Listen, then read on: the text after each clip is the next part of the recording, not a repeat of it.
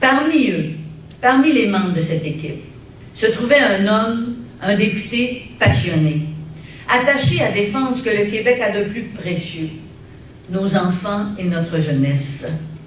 René, tu as consacré une partie importante de ta vie à défendre les droits des personnes les plus vulnérables de notre société. C'est le cas de ces jeunes qui sont souvent bafoués, oubliés. Tu as consacré donc une grande partie de ta vie à défendre ces jeunes. Je pense que pour chaque enfant que tu as défendu, pour chacun d'entre eux dont tu nous as parlé à l'Assemblée nationale, le Québec te doit beaucoup.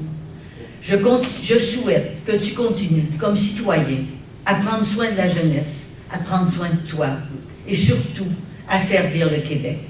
Je suis certaine que tu continueras d'être à nos côtés comme souverainiste. Merci pour tout. Merci René.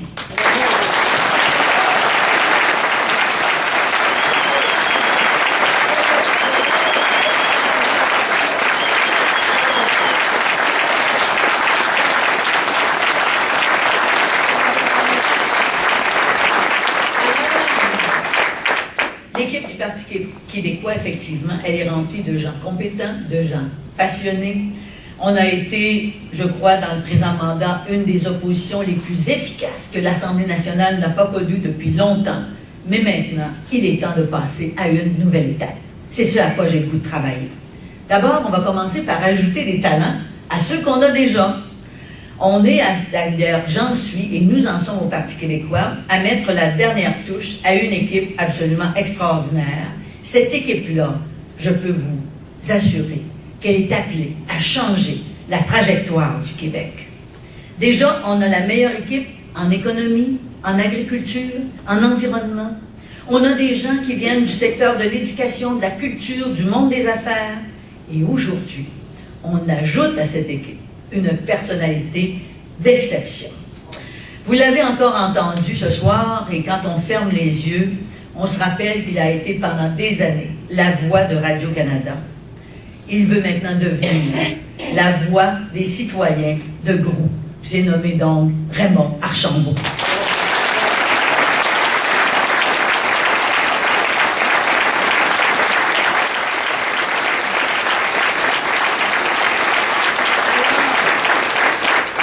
Raymond, on peut dire que vous êtes de ceux qui n'ont pas peur des défis. Parce que sitôt après avoir quitté une carrière où vous avez excellé, vous vous êtes lancé dans l'action politique avec ardeur. Et je dois vous révéler un petit secret.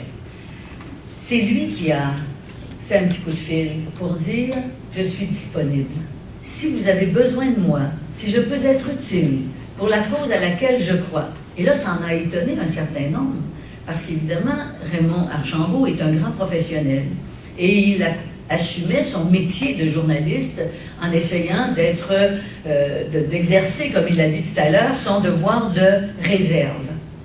Alors, c'est ce qu'on a pu constater tout au long de sa carrière.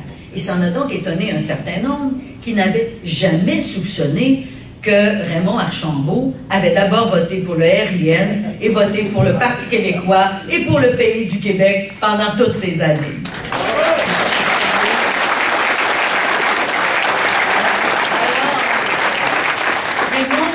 Lancé dans l'action politique avec ardeur et il s'est consacré avec enthousiasme, mais aussi, parce que j'en ai été témoin comme chef, avec humilité au travail de militant.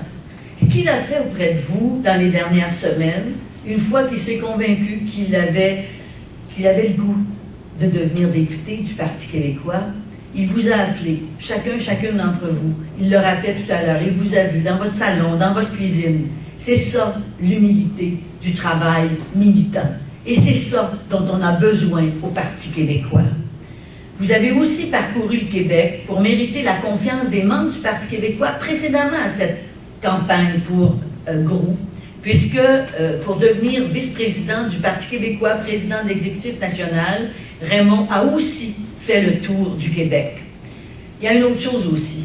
Lorsque Raymond et moi avons vécu, et Raymond, moi et tout le Parti québécois avons vécu des moments très difficiles, Raymond a été un véritable roc. Il s'est tenu debout avec toute la sagesse, la dignité, le discernement que nous vous connaissons. vous avez incarné le parti comme si vous y aviez été depuis sa fondation. C'est le cas de Raymond. Pourquoi? Il vous l'a dit tout à l'heure. Parce qu'il porte en lui ce même rêve que nous portons, nous, comme militantes et militants du Parti québécois.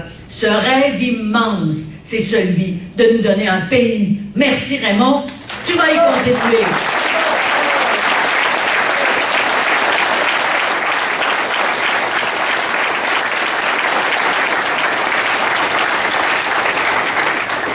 Vous comprendrez donc que les prochaines élections, elles vont être cruciales pour l'avenir du Québec. Il y a déjà une majorité de Québécois qui sont absolument convaincus qu'il est urgent de changer de premier ministre, de changer de gouvernement, entre autres ceux qui étaient dans la rue depuis quelque temps. Moi, je crois qu'ils ont raison. Mais ce n'est pas tout. Il faut aussi changer de direction.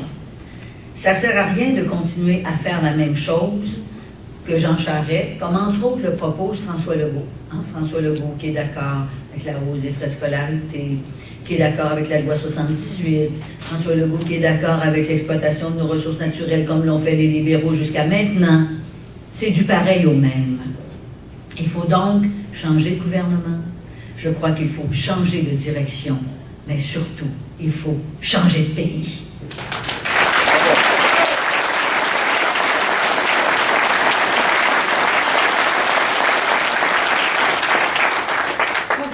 Moi, je crois qu'il faut être capable de se rassembler autour d'une véritable vision en ce qui a trait à notre avenir.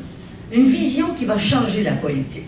Raymond le rappelait tout à l'heure, oui, affirmer notre identité. Vous avez vu ces trois beaux termes, hein? S'affirmer, s'enrichir, s'entraider.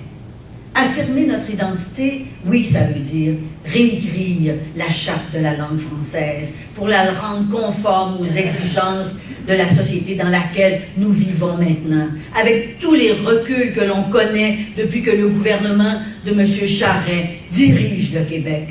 Oui, une nouvelle loi 101, oui, introduire l'apprentissage de l'histoire à tous les niveaux d'enseignement. Quand on veut se donner un pays, il faut savoir d'où on part, il faut savoir quelles sont nos racines. C'est ça, avoir une vision pour le Québec. Avoir une vision pour le Québec aussi, c'est se préoccuper de la classe moyenne. Ça n'a pas de bon sens, cette taxe santé. Raymond le rappelait tout à l'heure. Nous allons l'abolir dès que nous arriverons au pouvoir. C'est 400 $ de plus dans la poche des familles du Québec. Et nous irons demander à ceux qui gagnent 250 000, 300 000, 1 million par année de compenser et de payer cette taxe qui est profondément injuste.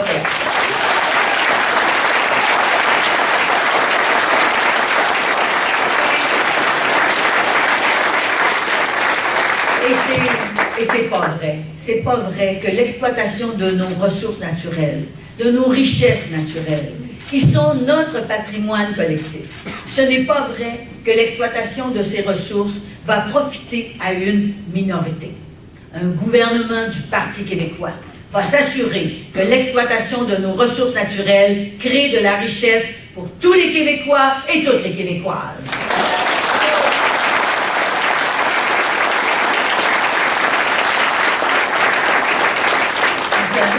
Actuellement, toutes les têtes sont tournées vers Jean Charest pour savoir quand va-t-il déclencher une élection.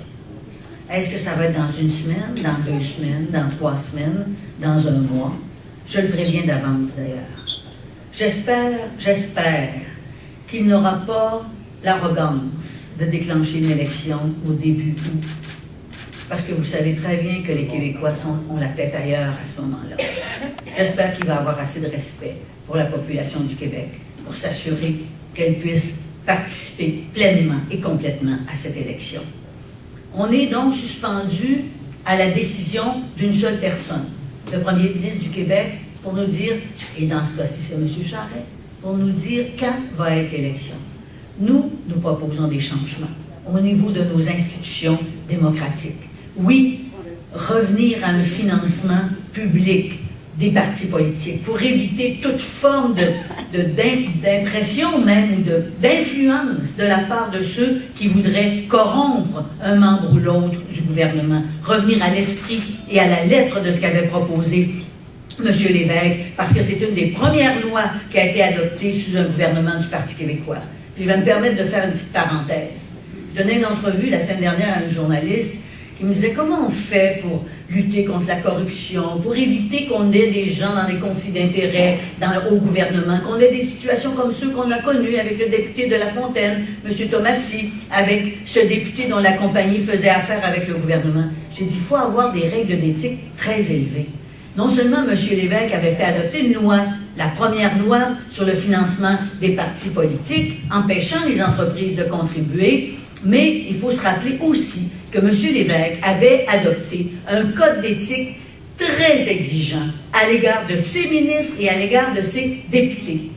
Et je pense que quand on regarde le bilan des gouvernements du Parti québécois, il faut les chercher, les cas où il aurait pu y avoir des situations d'éthique comme celles que l'on a connues du côté du Parti libéral. Je pense qu'il faut avoir un petit peu de mémoire, parce que quand on nous met tous dans le même panier, à mon point de vue, on se trompe.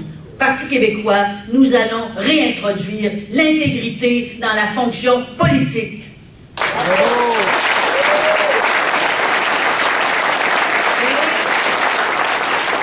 Et nous allons instaurer des élections à date fixe. Ça ne dépend pas de personne.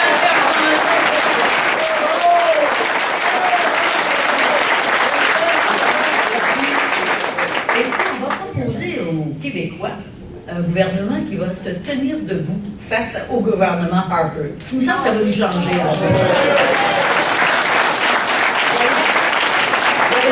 Vous aurez remarqué que la possibilité que ce soit un gouvernement du Parti québécois qui soit élu, ça fait déjà son effet à Ottawa. Alors, ils font bien d'ailleurs, à mon point de vue, de se préparer, parce qu'avec nous, du Parti québécois, le Québec va se remettre debout, je peux vous l'assurer.